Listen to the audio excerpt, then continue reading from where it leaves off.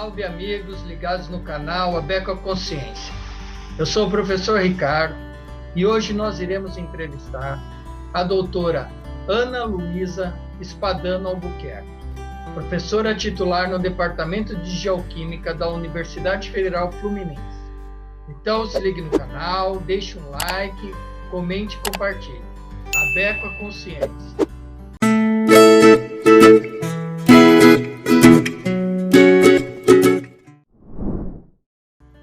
Salve amigos ligados no canal Abeco a Consciência, estamos de volta hoje com a professora Ana Luísa. Tudo bem, Ana? Tudo bem, Ricardo, um prazer estar aqui com vocês.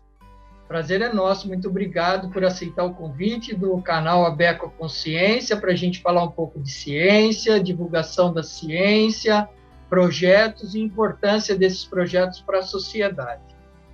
Então, lembrando que o canal Abeco a Consciência é distribuído gratuitamente no YouTube, então os vídeos ficam aí, se liguem no canal, se inscrevam, se estiver gostando das entrevistas, deixe um like, certo? Então, Ana Luísa, para iniciarmos, eu queria que você falasse um pouco sobre você, sobre sua carreira.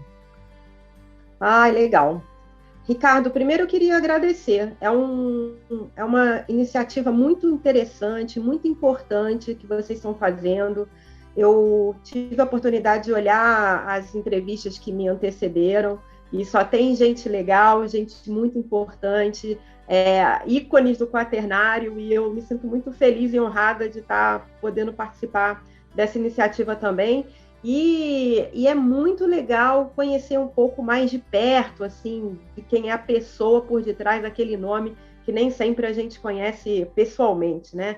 Então, eu fico muito honrada e feliz de estar aqui. Então, falando um pouco de mim, assim, da minha trajetória, eu tenho uma trajetória muito pouco linear, sabe? A minha trajetória, ela é bem curvilínea, e ela começa assim, eu adoraria falar assim, que desde, eu vi alguns, eu sinto às vezes até um pouco de inveja, assim, desde criança eu sabia que eu queria ser paleoceanógrafo, mas não é verdade. Eu achava que eu tinha uma vocação para ciências biológicas, mais ligada para a parte de saúde.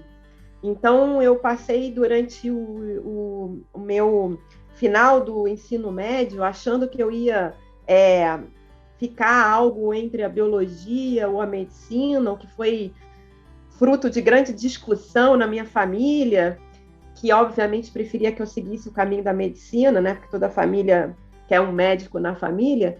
E eu gostava da pesquisa, da medicina, não naquela vertente do atendimento, mas na vertente da pesquisa. E aí, apesar de ter feito a que a gente chamava vestibular naquela época para medicina e para biologia, eu escolhi ficar na biologia, e nos primeiros momentos eu achei que eu ia ficar lá na área da saúde, até que eu recebi um convite para um estágio na PUC do Rio de Janeiro, que era próximo da minha residência, e era para trabalhar com cultivo de algas. E tinha um propósito bem interessante, que era um cultivo de algas, de espirulina e de clorela, são duas espécies de algas, que o objetivo era cultivar, transformar em farinha, que traria um enriquecimento proteico na merenda escolar das escolas públicas do Rio de Janeiro. Ou seja, era uma coisa que tinha uma vertente ambiental, mas que a finalidade, no final, era a saúde. Então, eu embarquei nessa, aprendi um monte lá com a parte de análise de nutriente, ecologia das algas, e aí abriu o mundo da ecologia, e isso é bem no final da década de 90, quando se começa a discutir com mais ênfase na sociedade aspectos da ecologia, né?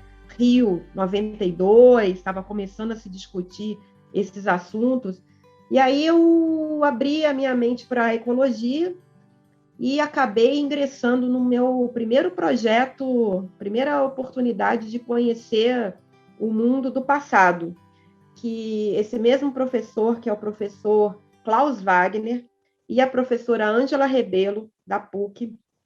Eles me apresentaram um projeto que seria trabalhar com a reconstituição do passado, usando anéis de crescimento de árvore. E, no caso, a gente usava araucária, angustifolia, né? E eu seria uma estudante de iniciação científica ajudando uma aluna de doutorado que estava trabalhando nesse tema. Eu adorei conhecer a possibilidade de investigar o passado. E aí eu me formei e segui na ecologia. Eu busquei um mestrado em ecologia. Naquela época não existiam muitos no Brasil, e eu acho que talvez fosse o único da época, que era o Programa de Pós-Graduação em Ecologia e Recursos Naturais da Universidade Federal de São Carlos. E eu busquei um orientador lá que já tinha uma experiência com árvores, com anéis de árvores, e para dar continuidade de estudar o passado com anéis de árvores, que é o professor Antônio Mozeto. E sei lá por que exatamente, acabou que não aconteceu os anéis de árvores. Ele me apresentou uma outra possibilidade, que era, vamos então olhar o passado com testemunho, com sedimento, com a sedimentação. E aí, isso também me ensinou o uso de isótopos estáveis, um monte de coisas que até hoje fazem parte da minha vida.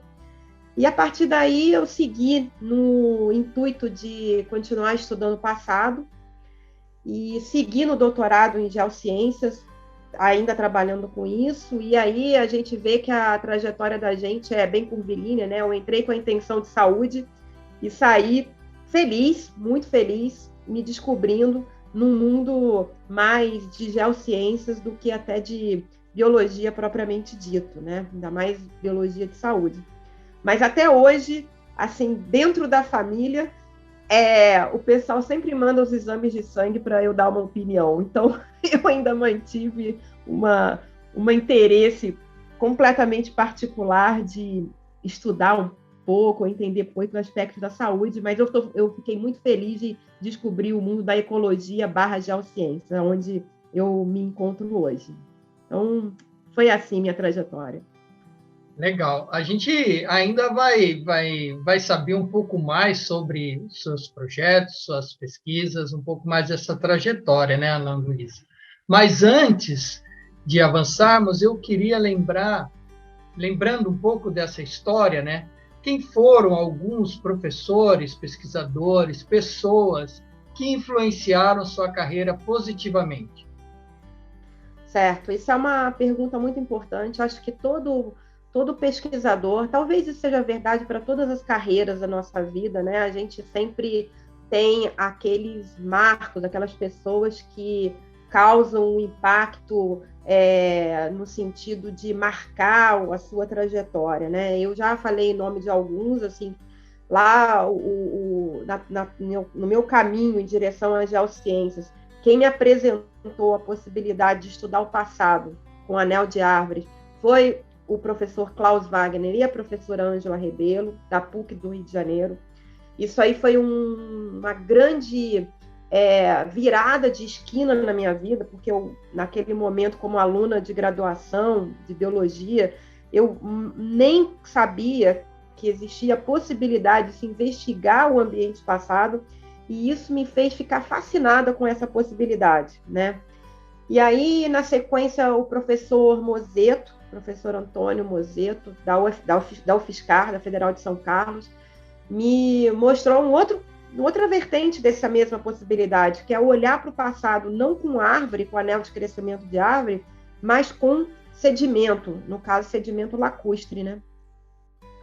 Então, me apresentou ideias e conceitos de taxa de sedimentação, de acúmulo, de isótopos, de fontes, de destino, de degradação de matéria orgânica, que fazem parte da minha vida até hoje. E depois, no doutorado, veio, então, um aprofundamento do mundo paleo, né? Porque o meu mundo paleo, até então, ela, de fato, nem era paleo, a gente estava reconstituindo na escala dos séculos, né? A gente estava trabalhando com material com a sedimentação recente, mas eu entrei realmente no mundo da datação carbono 14 e aí adiante, com o professor Bruno Turk, que é um pesquisador francês, do IRD da França, que estava na Universidade Federal Fluminense no momento em que eu estava buscando meu doutorado por lá, e aí sim ele me apresentou o paleo numa escala de tempo mais longa, né? Então, ele também foi fundamental para me apresentar o mundo do quaternário, propriamente dito. Foi com ele que eu tive na primeira reunião, no primeiro congresso que eu participei da ABECOA. Ele me apresentou a ABECOA, me apresentou os ícones da ABECOA, né? Ícones até hoje, mas naquele tempo, pessoas que eu via em livro, né? O professor Kenichiro, o Louis Martin, que era um colega dele do IRD, grande parceiro do professor Kenichiro, e tudo isso na ABECOA, na primeira ABECOA, que foi lá de Curitiba, se eu não me engano, 1997, se eu não me engano. 87. Então, 80? 87. 87. A primeira ABECOA foi em 1987. Não. Essa foi a ABECOA número 6. Acho que foi uma organizada pelo Angulo. Certo. Foi, acho que foi 90, aí, eu acho que pode... 97. E aí, então, o professor Bruno Turk me trouxe o quaternário. Isso abriu, né, uma porta nova de buscar tempos mais remotos. E daí eu só afundei no tempo, né? Saí do Holoceno e sigo aí em frente, cada vez mais adiante no quaternário. Então, muita gente me influenciou, muita gente importante. Esses são só alguns do que eu tive a oportunidade de tecer um contato próximo, né? Como orientanda, como supervisionada, ou como professores que passaram, né, de perto pela minha vida, mas eu acho que são inúmeros ainda, e eu me preocupo muito com isso, de forma a tentar ser uma boa influência na vida de quem está passando pela minha vida agora também. Eu acho que isso é uma coisa importante, né? Deixar essa boa marca nesse caminho. Eu tive boas, e eu espero estar ajudando pelo menos poucos, mas bem. Dando bem. Com certeza. Essa ajuda é fundamental. E você tem razão. Sexto Congresso da ABECOA em Curitiba, 1997. Então, isso. já tá aqui confirmado. O primeiro foi em 87 em Porto Alegre. Okay. O sexto já foi em Curitiba. Isso. Né? Organizado pelo Angulo, correto? Isso mesmo. Professor Rodolfo Angulo, que hoje, atualmente, é o presidente da associação. Né? Exatamente, isso mesmo. O tempo passa e as pessoas continuam contribuindo aí tanto para a associação como para os estudos do quaternário. Isso mesmo. Ana Luísa, hoje em dia, quais são as suas principais áreas de atuação? Olha, Ricardo, nessa trajetória, você vê, eu falei que eu comecei atuando em árvore, depois em sedimentos lacustres, mas numa escala de deposição recente. O meu doutorado, a gente continuou no mundo da sedimentação lacustre, mas já indo numa escala um pouco mais larga, que pegava o Holoceno. E após meu doutorado, eu continuei por alguns anos ainda atuando na paleoclimatologia / paleoliminologia, ou seja, trabalhando com sedimento lacustre. Então, isso foi uma realidade na minha vida até cerca do início dos anos 2000. Então, eu me dediquei à paleoclimatologia continental com base na deposição lacustre. E por uma questão dessas de virar uma esquina da vida novamente, um colega, um grande amigo hoje, que é o professor Renato Carreira, meu contemporâneo, professor da PUC do Rio de Janeiro nesse momento, ele nos convidou, a mim e ao professor Abdel Fetas Fedini, naquele momento meu colega na UF, para que a gente participasse de uma coleta de um testemunho marinho lá na região de Cabo Frio.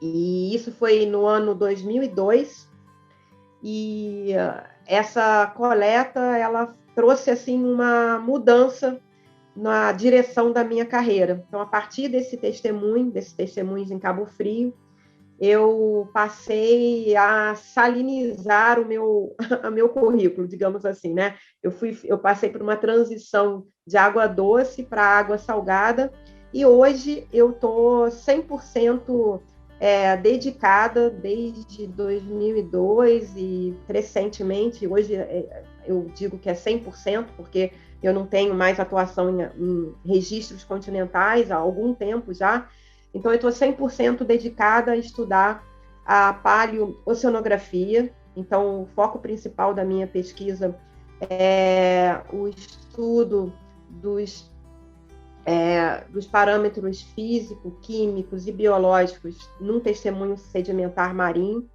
Então, a gente vem estudando testemunhos distribuídos tanto sobre o domínio da corrente do Brasil, sobre o domínio da corrente norte do Brasil, e atualmente em parcerias com parceiros alemães ou parceiros franceses, principalmente, estudando também testemunhos na outra margem do Atlântico, ou seja, na margem africana, buscando entender o papel do giro subtropical do Atlântico Sul e como que esse giro subtropical influencia as mudanças climáticas em diversas escalas de tempo, né? E aí, de alguma maneira, tentando fazer uma relação com a variabilidade do clima no continente.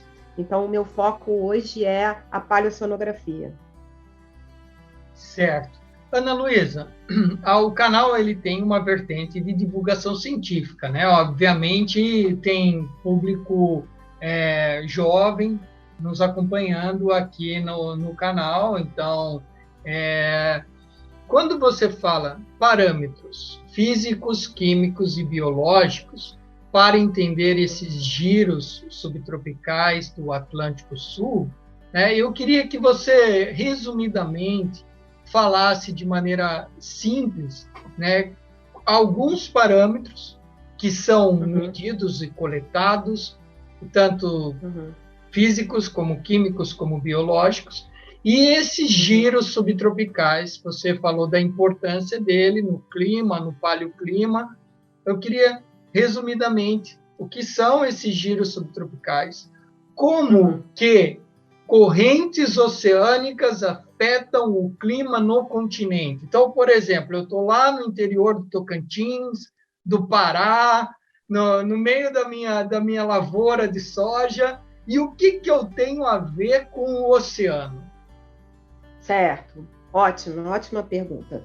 Então, resumidamente, a gente pode pensar que a Terra, né, o planeta Terra, ele recebe energia de uma forma desbalanceada, digamos assim. Não recebe a mesma quantidade de energia em todas as partes do planeta.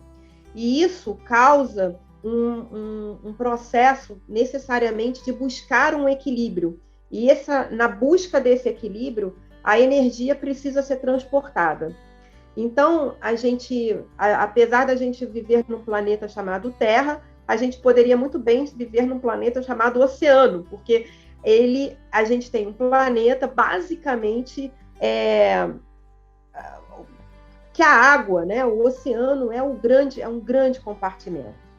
E ele é um grande compartimento e que tem uma característica de a água propriamente dita, com propriedades específicas da água, né? Eu acho que isso é relativamente simples de entender, como, por exemplo, o calor específico da água, ele é um bom armazenador de energia. Então, o oceano armazena uma grande quantidade de energia e ele transporta essa energia. A atmosfera também faz esse trabalho, né? A atmosfera transporta também a energia, a gente vê os ventos, as massas de ar, mas o oceano e a atmosfera, eles bem combinam um pouco esse trabalho E a atmosfera faz um trabalho muito eficiente, rápido, e o oceano faz um trabalho ainda mais eficiente por causa da quantidade de energia que se transporta dentro do oceano, é muito maior do que se tem na atmosfera, e de um pouco mais lento.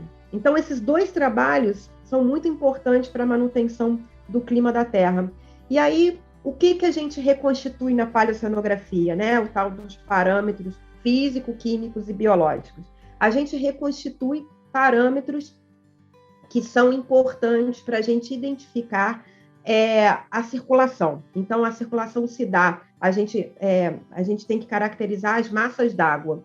Então, na oceanografia, classicamente, o que a gente chama de massa d'água, ela é caracterizada por um par de parâmetros físico-químicos, que é a temperatura e a salinidade, aonde a gente tem um range, né, um grupo de valores que caracteriza uma determinada massa d'água, e a gente usa, então, ferramentas que a gente chama de proxy, ou seja, como é que a gente vai avaliar uma temperatura e uma salinidade de uma água no passado. Então, a gente usa um proxy. E existem diversos proxies, mas eu vou falar um proxy muito comum na paleoceanografia, que é trabalhar com microfósseis.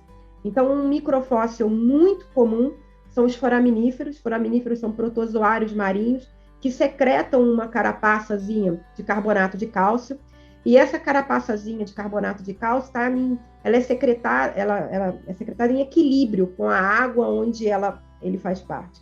E esse equilíbrio é um equilíbrio químico, um equilíbrio isotópico, e esse equilíbrio permite, então, que a gente aplique ferramentas químicas isotópicas que inferem, né, que possibilitam a gente saber qual era a temperatura e qual era a salinidade de uma determinada massa d'água do passado. E com base nisso, a gente consegue tirar informações a respeito da circulação. Qual era a temperatura da massa d'água da superfície, né? Qual era a temperatura da massa d'água do fundo, aonde estava a termoclina. E aí, em relação aos parâmetros biológicos, por exemplo, nós também podemos inferir ou tirar informações a respeito da produtividade primária de um determinado tempo no passado. E isso é importantíssimo, dentre outras coisas, por exemplo, para o ciclo do carbono, considerando que o oceano é um baita sequestrador de carbono no ciclo do carbono, né? Então, são inúmeras ferramentas que a gente pode aplicar para reconstituir parâmetros que hoje a oceanografia, que a gente chama da neo-oceanografia, aquele oceanógrafo que trabalha com a oceanografia atual, ele usa instrumentos para medir, e nós usamos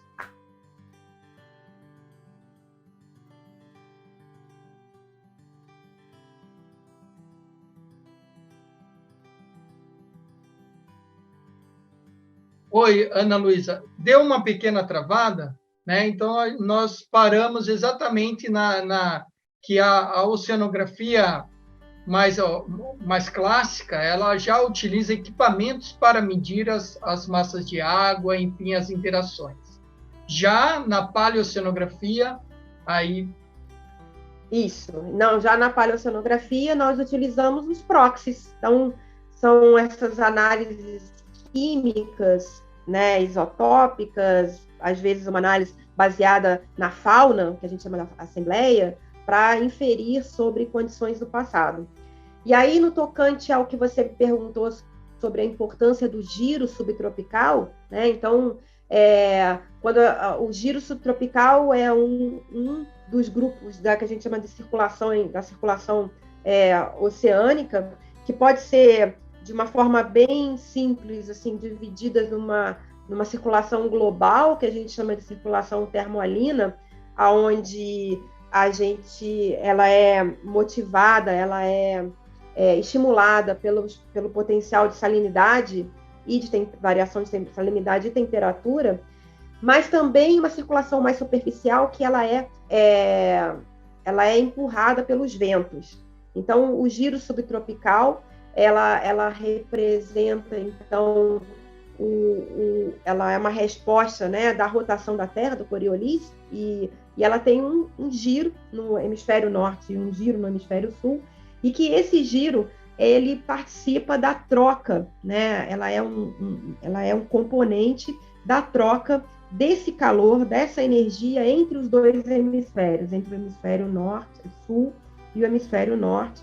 E no nosso caso específico, no Atlântico, seria a transferência de calor do Atlântico Sul em direção ao Atlântico Norte, que vai lá no Atlântico Norte abastecer a circulação global, a circulação termalina. E tudo isso tem um papel significativo, muito importante, no clima, inclusive dessa pessoa que mora lá no Tocantins, né? Porque uma vez que a circulação ela está eficiente ou menos eficiente, ou seja, ela está... vamos usar a palavra eficiência mesmo, né? Não vamos falar exatamente em velocidade. Ela está mais eficiente, ou seja, o Atlântico Sul está de forma eficiente, transferindo calor para o Atlântico Norte, e esse calor está sendo transferido, está sendo transportado lá para as altas latitudes do Atlântico Norte e produzindo uma circulação profunda. Todo esse movimento ele está acoplado com a atmosfera, e isso, por exemplo, mexe diretamente com o posicionamento das células de circulação, atmosféricas, que, de alguma maneira, condicionam a distribuição das chuvas no Brasil, como, por exemplo, o que a gente chama da Zona de Convergência Intertropical, ou a ITCZ, né, que migra mais para o norte, migra mais para o sul sazonalmente, mas nas escalas de tempo geológico, essa migração pode se manter mais ao norte, deixando o Brasil mais seco, ou se manter mais ao sul, deixando o clima do Brasil mais úmido, por exemplo, afetando essa pessoa que mora no Tocantins, por exemplo. E isso está diretamente relacionado à intensidade, eficiência da circulação oceanográfica. Bacana. Então, já sabemos que os oceanos são o pulmão do mundo, né? Então, os maiores responsáveis pela produção de oxigênio liberado na atmosfera, e também agora que secas e umidade, né, chuvas, também são forçadas pela circulação oceânica. Então, estudar, conhecer melhor, até mesmo para prevermos momentos de estiagem, né, que tem a ver com segurança hídrica, com a questão elétrica, né, de produção de energia, já que nossa matriz principal ainda é a hidrelétrica. Então, entender e conhecer melhor os oceanos, as circulações, é fundamental para o desenvolvimento do nosso país. Então, obrigado, Ana. Agora, dentro desses seus trabalhos um pouco mais específicos, e ainda continuando falando de circulação oceânica, eu separei alguns projetos que você vem desenvolvendo, ou que já desenvolveu. O primeiro é o projeto Paleoceano, que está muito ligado a um pouco dessa explicação que você colocou aqui para nós, né? Então, a corrente do Brasil, variabilidade decadal e milenar durante os últimos 130 mil anos e seu impacto sobre o clima na América do Sul. Então, é bem isso que você começou a explicar.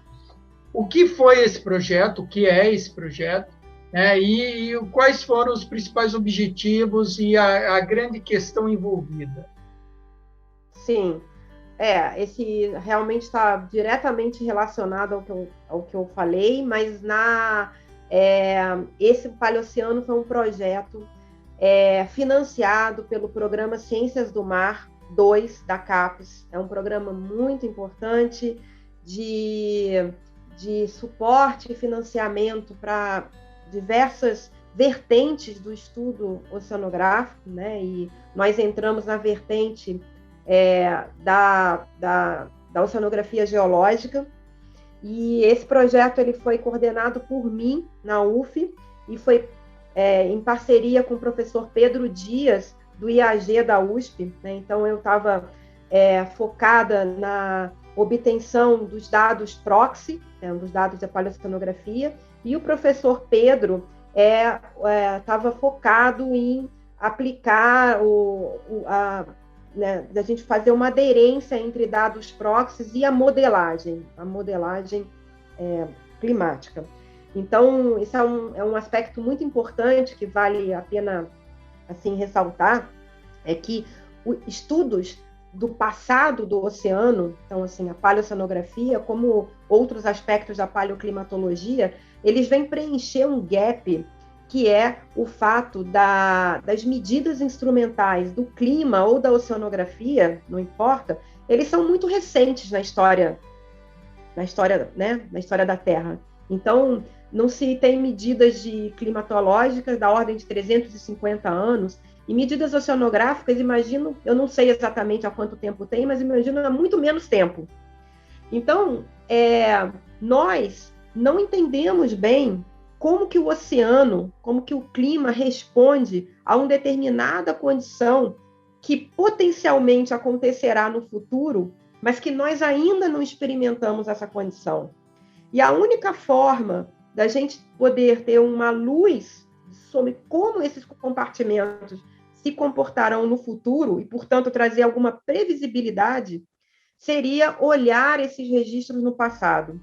Então, esse projeto, ele tem essa motivação, olhando especificamente para testemunhos que estão sobre o domínio da corrente do Brasil.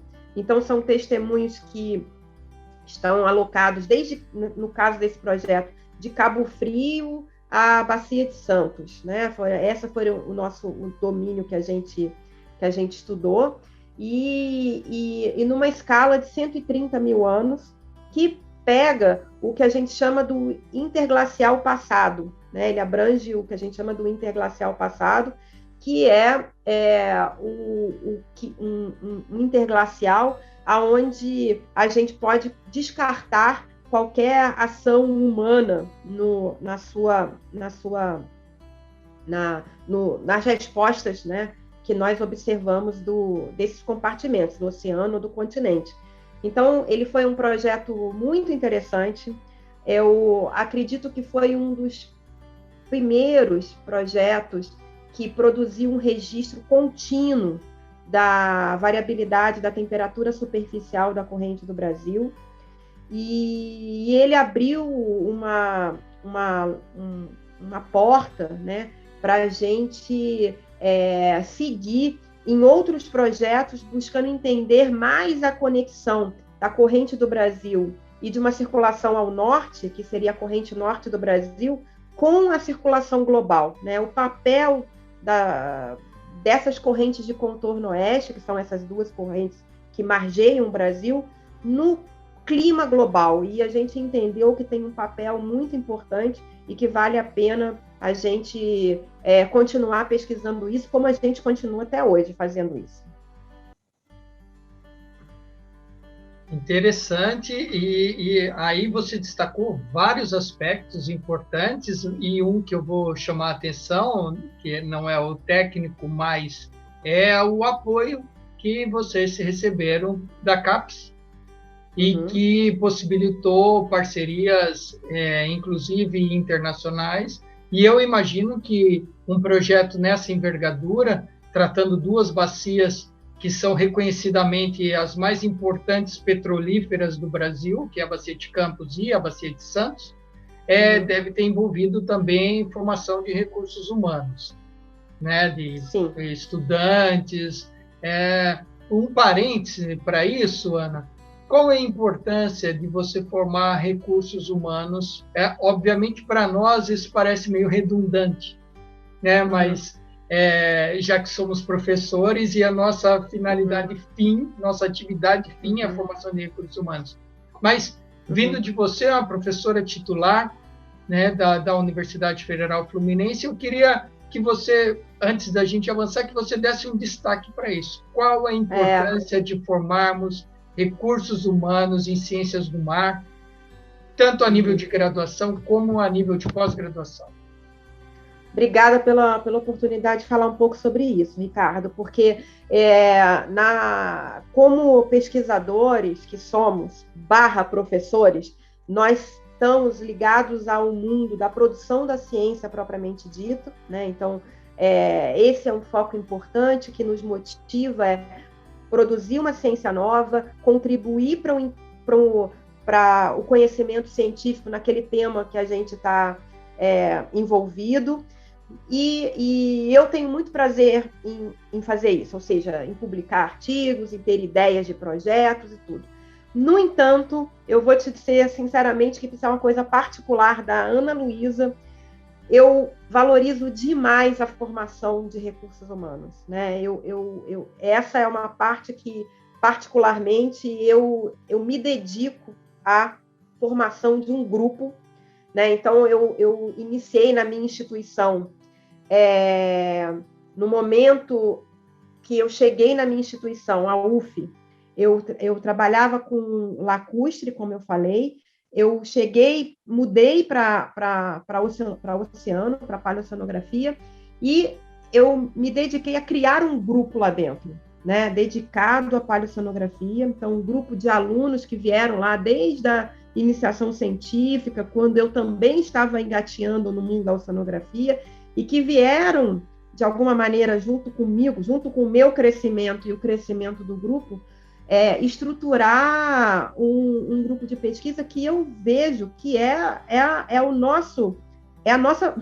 vocação, deixar um legado, e esse legado, obviamente, que ele é do conhecimento, mas é principalmente de pessoas, porque o verdadeiro legado é uma continuidade de pessoas que sejam assim, bem formadas, e que façam o que você faz, e de fato façam até melhor do que você faz para o futuro, apontando, né, uma janela aberta assim, para o futuro. Então, eu acho importantíssimo projetos do tipo Programa Ciências do Mar da CAPES.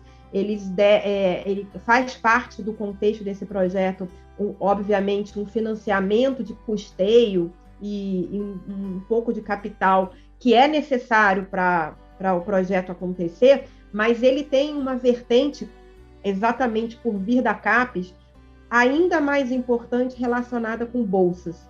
Então, essas bolsas são fundamentais, não só para você dar a oportunidade dos alunos estudarem aqui no Brasil, mas principalmente abrir essa networking, abrir essa possibilidade de interação sua e do seu grupo com esses grupos importantes do exterior que fazem ciência de excelente qualidade, excelente de ponta nessa área que a gente faz, e a gente interagir com esses grupos e fazer parte desses grupos, né? Então, isso é fundamental, e a CAPES tem um papel fundamental para abrir essas possibilidades de recursos humanos bem formados no nosso país.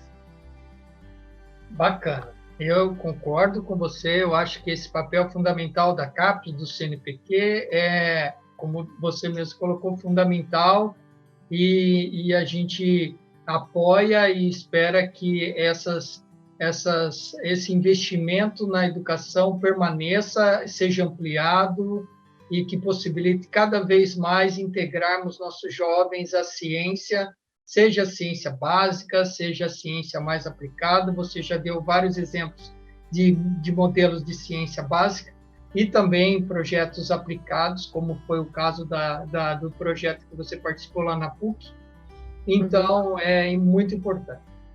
Hoje, Ana Luísa, você também faz parte de um projeto que está aqui colocado como fase 3, né, que é o projeto Ressurgência, acoplamento físico biogeoquímico em sistemas da borda oeste, modelagem de faces orgânicas regionais multidimensionais. Né? Então, se já está na fase 3, significa que vocês já venceram 2 fases, e os dados coletados e o conhecimento adquirido é precioso.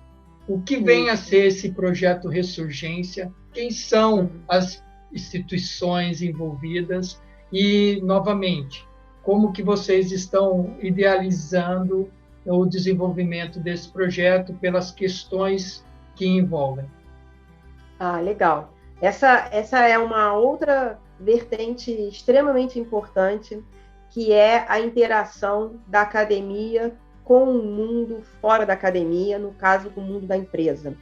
O projeto Ressurgência, como você diz, ele está na fase 3, ele teve início lá em 2009, num contexto das redes temáticas dentro das empresas de óleo e gás, especificamente da Petrobras, aonde esse projeto ele foi financiado com o objetivo da gente compreender as diversas condições que possibilitavam a produção, a preservação da matéria orgânica, a gente está falando de agênese, o trânsito da matéria orgânica na coluna d'água e a deposição e a acumulação do carbono numa condição de plataforma continental. Então, a gente usou o caso de estudo de Cabo Frio, que é uma região, digamos assim, de certa forma atípica do nosso contexto costeiro, né? Que é a região onde tem apesar da ressurgência costeira de borda oeste, né, da nossa borda, acontecer em outras regiões, mas Cabo Frio talvez possa ser considerado o ponto focal dessa ressurgência, e ali existe, então, uma abundante produção primária e que acaba resultando por teores de carbono orgânico no sedimento que são a mais, né, são elevados em relação à média da costa do Brasil. E a motivação era essa.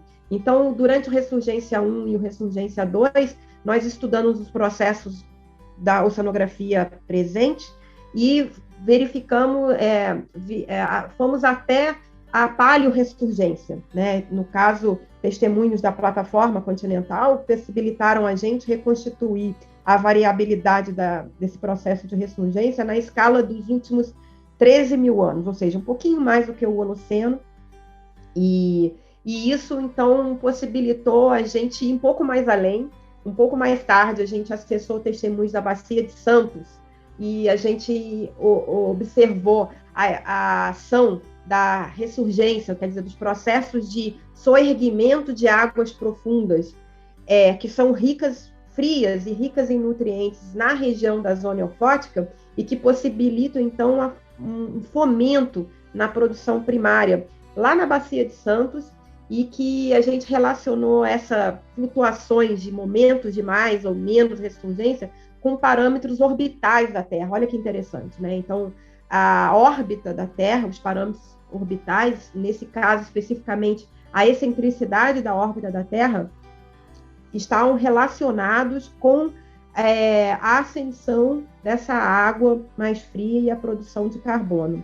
Então, a gente aprendeu muito sobre a produção de carbono no Quaternário, aqui na margem oeste do Atlântico Sul.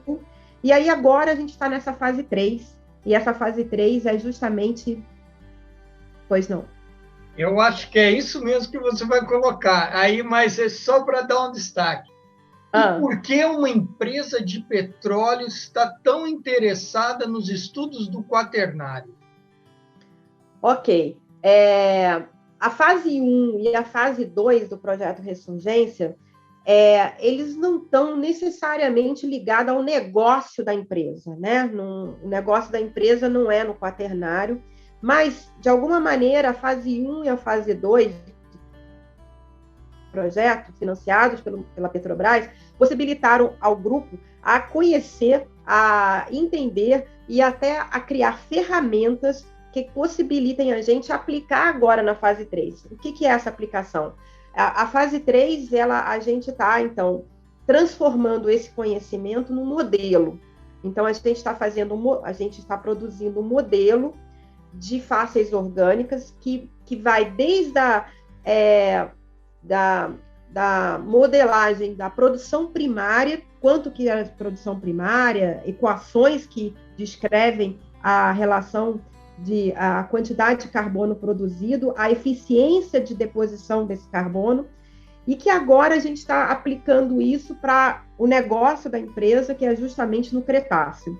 Então, todo um conhecimento que a gente coloca do geologicamente recente, no Quaternário, ele está sendo organizado, em equações, em algoritmos. Nós testamos essas equações, esse algoritmo para o quaternário, e a gente está aplicando isso tudo para o Cretáceo. Então, o Ressurgência 3 foge um pouco da Abequa, né? Ele entra no mundo do negócio da empresa, e a gente está produzindo, então, um software para ser usado pela exploração da empresa, que tem como foco predizer o conteúdo e o estado de maturação do carbono orgânico. Mas isso só foi possível entendendo os processos do quaternário. Então, essa é a ligação.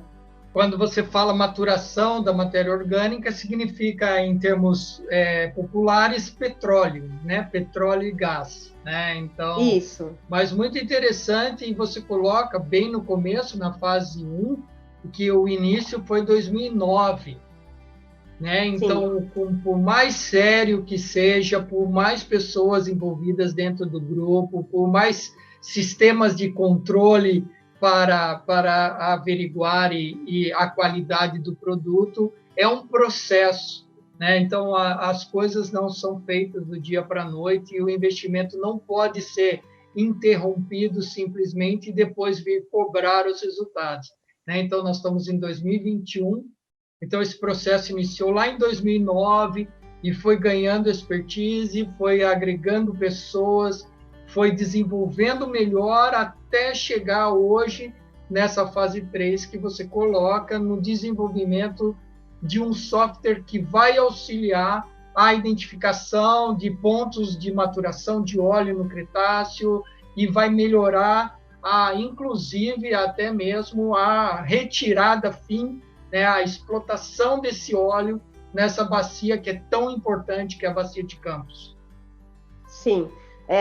Especificamente no caso do Ressurgência 3, apesar de todo o estudo na Ressurgência 1 e no Ressurgência 2 ter sido na região de Cabo Frio, a gente está aplicando as equações numa região da Bacia do Espírito Santo, e o nosso target, inclusive, um modelo possa ser aplicado em qualquer bacia.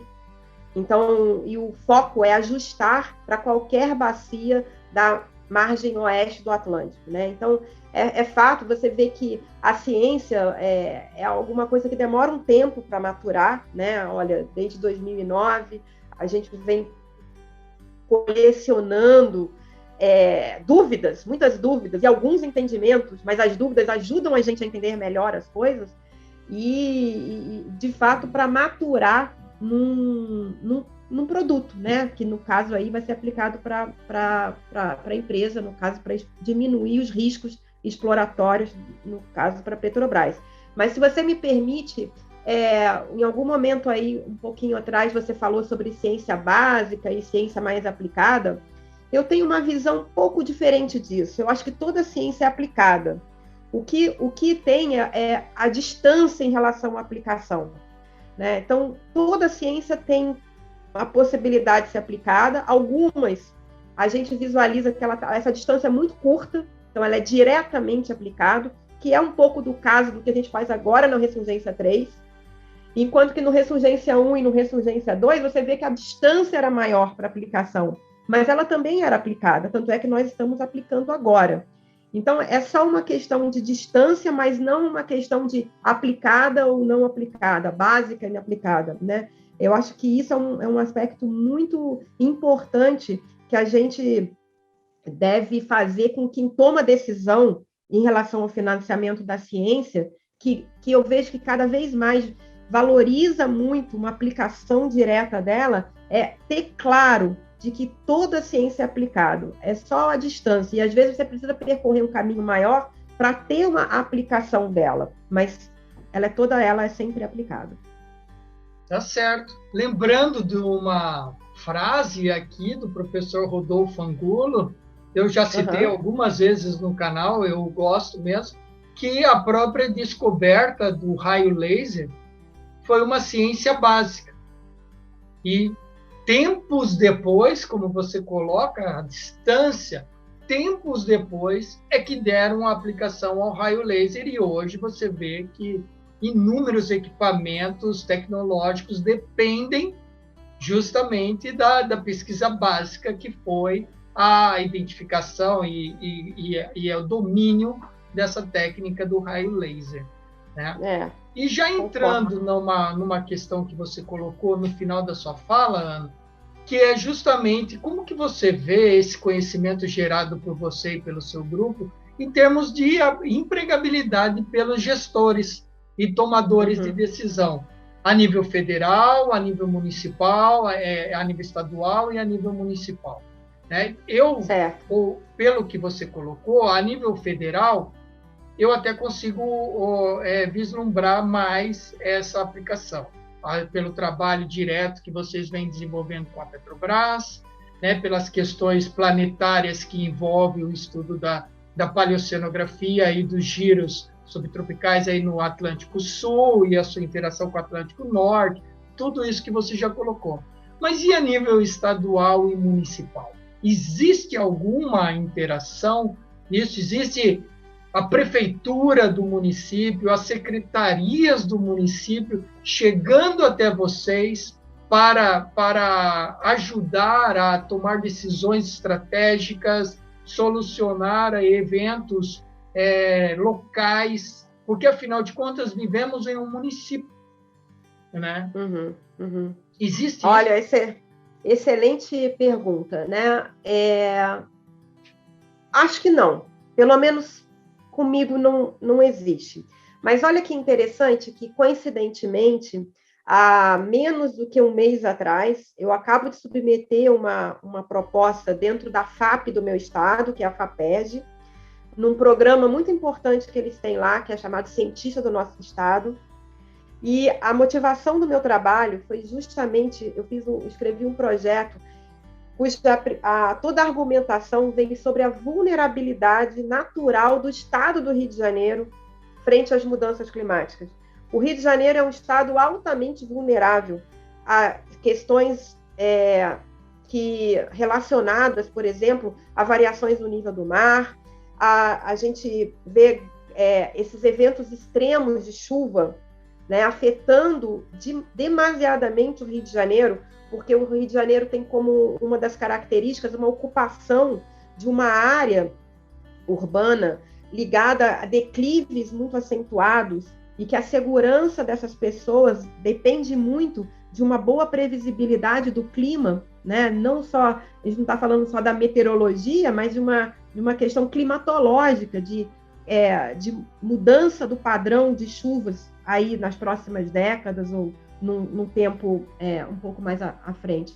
Então, eu tracei toda uma argumentação na minha proposta sobre o quanto é estratégico para o Estado do Rio de Janeiro investir no entendimento ou na melhoria ou na validação de modelos que obviamente, possam contribuir com a previsibilidade do clima. Obviamente que não é para o Estado do Rio de Janeiro, né? Esses modelos, eles produzem cenários para escalas muito maiores, mas essa informação estrategicamente para vidas humanas, principalmente no Rio de Janeiro, né? E aí vale aqui eu falar também um aspecto que eu não chamei atenção ainda, que inclusive aspecto de saúde pública, como, por exemplo, vetores de doenças que afetam várias partes do Brasil, mas o Rio de Janeiro é muito vulnerável, como dengue, chikungunya, zika, né, que são vetores com base em insetos, está diretamente relacionado com a temperatura do ambiente. Então, e a gente pode fazer uma conexão em temperatura, aquecimento do oceano, com tempestades ou com eventos extremos de temperatura. Então, tudo isso foi, de fato, a argumentação dessa proposta, que ainda está lá em análise na FAPERJ, mas que, de fato, sabe, Ricardo, talvez falte um pouco de interlocução entre os tomadores de decisão da política e a academia, né? Eu não sei dizer exatamente por que essa interconexão não acontece, não flui da maneira que acontece, talvez flua parcialmente, né? Mas não flui inteiramente, mas talvez a gente esteja percorrendo um caminho que vai conduzir a isso. Eu tento ser otimista em relação ao futuro disso, né? Eu acho que a academia tem muito que contribuir com a sociedade, mais do que tem acontecido até então. Mas eu sei que a academia quer se comunicar melhor com a sociedade. Então, eu acho que a gente está só num processo aí, que a próxima geração vai fazer isso melhor do que talvez a minha tenha feito até agora. Esperemos e torcemos para isso, incentivamos, inclusive, né, que isso ocorra, né? Falando aí só em nova geração, a gente tem alguns vídeos aqui no canal Abeco Consciência de divulgação científica. São vídeos bem curtos, inclusive o último lançado foi sobre os microfósseis, os PROCs, que aparecem os foraminíferos e ostracodes, enfim, né? Que é feito por uma estudante de doutorado, a Fernanda, que nos ajuda aqui no canal, né? Então, que vem dessa nova geração, aí o estímulo também um pouco à extensão. Você coloca duas palavras, Ana, que eu considero aí de extrema importância. A primeira, que eu sempre gosto de utilizar, parece redundante toda hora, que é a vulnerabilidade. Então, sabemos que nós, brasileiros, aqui no Brasil, nós somos extremamente vulneráveis. E a outra é as mudanças climáticas, que muitas pessoas ainda tendem a negar o fato das mudanças climáticas. E para nós que estudamos um pouco ou muito sobre paleoceanografia, paleoclima, aspectos geológicos, né, está bem documentada as alterações climáticas ao longo do tempo geológico, seja em testemunhos, seja em proxies, através de dados isotópicos. Então, elas acontecem e vão continuar acontecendo, mas nós não sabemos muito bem a intensidade em que elas vão nos afetar. E levando em consideração Rio de Janeiro, Salvador, as grandes cidades que estão muito próximas ao litoral, todas as alterações climáticas, obviamente, afetam as mudanças relativas do nível do mar. Então, essa é a nossa preocupação, que habitamos zonas costeiras, como nós vivemos muito próximos ao mar, então sabemos que as alterações climáticas elas continuam em curso e que muito provavelmente elas vão afetar a variação relativa do nível do mar, causando uma possível subida desse nível do mar. O que não entendemos muito bem é quanto esse nível do mar vai subir e como ele vai nos afetar. Tem uma frase muito interessante do professor da Universidade de Lisboa, aqui no canal, Mário Caixão, que ele fala que a questão toda não é se, é quando. Né? O se, a gente já sabe que vai acontecer. Agora, a questão é quando isso vai acontecer. Mas é só uma posição aí para a gente falar um pouco mais sobre isso que você comentou. E aí eu completo, Ana, e dando espaço para você, obviamente, fazer qualquer outra sugestão, mas como que você vê o trabalho que você e seu grupo vêm realizando em termos de importância para a sociedade? Queria pegar, para te responder isso, pegar um gancho da vulnerabilidade, né? Então, essa palavra vulnerabilidade, ela tem um contexto muito relacionado com o tipo de sociedade. Então, quanto mais desigual uma sociedade e isso é um pouco do que acontece, infelizmente, até então no nosso país, mais vulnerabilidade é. Então, a gente tem uma vulnerabilidade socioeconômica, ambiental muito grande. E, obviamente, que essa vulnerabilidade se reflete, né, no quanto um efeito de uma mudança climática que nós, como você bem falou, estudamos o passado, a gente não tem dúvida sobre isso acontecer ou não, isso é um fato, ponto. Agora, o grau e quando como o Caixão falou, que é a questão mesmo, é que coloca em xeque a nossa sociedade de uma maneira geral. Você chamou atenção para a população costeira, que de fato a grande parte da população está na faixa costeira mesmo, e que vai ser, assim, diretamente afetada por uma variação do nível do mar, sem dúvida nenhuma, mas isso não tira um impacto sobre quem mora lá no Tocantins, que era nosso exemplo lá do início da nossa fala, né? A gente tem aí todo um fator de alteração de padrão de distribuição de chuvas que inicialmente vai impactar, já está impactando, né? Nós já estamos vivendo isso, essa crise energética relacionada com mudanças no padrão de distribuição de chuva. Mas, obviamente, isso vai... o prolongar disso afeta a produção de alimentos, traz insegurança alimentar, traz uma série de outras questões que impactarão desde a pessoa que vive na costa, que está diretamente sobre o efeito das variações no nível do mar, até aquele que está lá no sertão do meio do nosso país, será também impactado, né?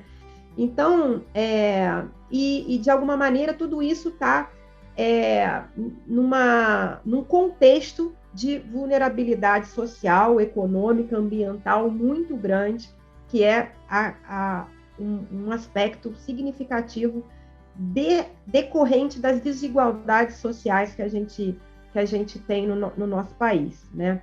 Então, dentro desse contexto todo, a sua pergunta é como é que o meu grupo contribui, né? Como que eu vejo a contribuição do meu grupo para a sociedade.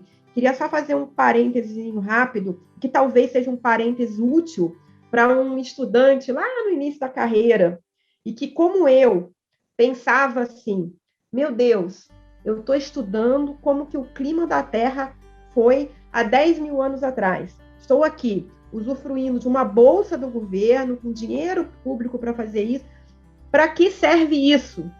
Né? Isso, sinceramente, me deixou... Essa pergunta fez parte de mim por muito tempo. Até que, claramente, ao longo que eu fui ficando mais madura no entendimento do meu papel como cientista, hoje em dia eu não tenho a menor dúvida da importância da minha ciência, da ciência que nós, em geral, fazemos no quaternário, que é trazer luz sobre fatos que possivelmente a Terra vai enfrentar novamente, que nós ainda não enfrentamos na escala instrumental, e que a gente pode trazer alguma inferência sobre o potencial comportamento desses sistemas no futuro. Então, a gente está contribuindo, a ciência, o meu grupo e a ciência da paleoclimatologia contribui no sentido de produzir um entendimento que nos possibilitará enfrentar melhor o futuro.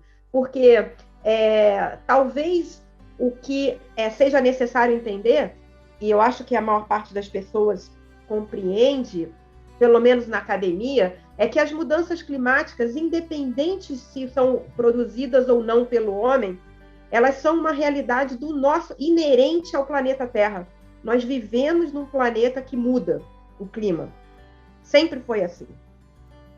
E que o que existe hoje é uma forçante a mais de um clima que muda naturalmente. Essa forçante é o homem. Então, é a forçante chamada antrópica. O que a gente não tem muita certeza é qual é o papel dessa forçante antrópica acelerando, trazendo os extremos de uma forma mais impactante, mas, enfim, ninguém tem dúvida sobre a mudança, e a única forma da gente ter alguma ideia do grau dessa mudança e dos impactos nos diferentes ambientes é olhando para o passado. Não existe... Eu julgo que o que a gente faz na paleoclimatologia / paleoceanografia, seja ela a continental, uma paleoclimatologia, seja a paleoclimatologia baseada em testemunhos marinhos ligados à paleoceanografia, é fundamental, é sine qua non para a gente buscar formas de continuar prolongando a existência da nossa sociedade nesse planeta que muda de qualquer maneira, mesmo que a gente pare completamente de produzir impactos, o que também não acredito que seja possível, né? Então, eu acredito que seja a contribuição de todos nós que trabalhamos e dedicamos a nossa vida nessa ciência que é tão bonita e eu julgo importante. Fundamental. Além de importante, é fundamental. Mas, Ana Luiz, antes da gente, que nós já estamos nos aproximando da fase final da nossa entrevista, né? Então, primeiramente, tenho que te agradecer novamente por estar aqui conosco no canal, a Beco Consciência, muito obrigado. Também agradecer a todos que têm nos acompanhado nos nossos vídeos aqui no YouTube, né? Estamos com uma marca muito interessante, quase 11 mil visualizações no canal, né, chegando aos 500 inscritos. Então, se você ainda não está inscrito, se inscreva no canal. Se você está gostando das entrevistas, deixe um like, comente, compartilhe para as pessoas da sociedade. Tá? Quero lembrar que entre 12 a 17 de setembro de 2022, nós iremos realizar o 18º Congresso da Abequa em Porto Seguro, na Bahia, presencialmente. Então, todos estão convidados a estar conosco para confraternizar, trocar ideias. Muita ciência vai ser discutida durante esse evento. Lembrar também que a Associação Brasileira de Estudos do Quaternário, ela tem uma revista científica que aceita receber artigos em português, inglês e espanhol. Então, vocês também estão convidados a submeter seus artigos para apreciação dos pares na revista da Abequa, certo? E, Ana, você falou da importância dos estudos do quaternário, dos quaternaristas, e aí eu te pergunto, qual é a importância da Abequa para você e da década dos oceanos, visto que é o tema principal do Congresso, do 18º Congresso da Abequa, a década dos oceanos. Então, a importância da Abequa e da década dos oceanos. Legal. Antes de eu agradecer, eu vou responder, e aí eu vou finalizar agradecendo, mas, Ricardo, como eu comecei falando, né, eu acho que eu me dei conta que eu entrei no mundo do quaternário no dia que o meu orientador, o professor Bruno Turco, me levou pela primeira vez num congresso da Abequa, que foi esse lá de 1997, em Curitiba, né? Então, eu sentada ali naquela sala, olhando as pessoas que eu conhecia pela bibliografia e que eu, caí no quaternário e falei, nossa, que legal, é isso que eu quero fazer. Então, a Abequa, ela trouxe uma coisa assim, uma realização no sentido assim, eu estou nesse mundo do quaternário e foi muito importante, muito legal. Eu me lembro claramente de eu estar nervosa, assim, de apertar a mão do professor Quinitiro, quando o professor Bruno Turque me apresentou a ele como aluna nova de doutorado dele, e isso me traz lembranças muito legais. Então, a Abequa a reunião, o Congresso da Abequa é importantíssimo. Ele permite que a gente não só reveja colegas que às vezes estão espalhados aí para o nosso Brasilzão tão grande, mas que a gente interaja naquela... que bom que presencial, né? A gente está sentindo muita falta disso. Eu estou torcendo muito para que chegue a data da Abequa aí, que vários colegas do quaternário que a gente não vê há tanto tempo estejam presentes em Porto Seguro, para que a gente possa trocar ideias, planejar colaborações, incentivar alunos, conhecer novos alunos, inspirar novas pessoas a virem estudar o quaternário, que é tão importante.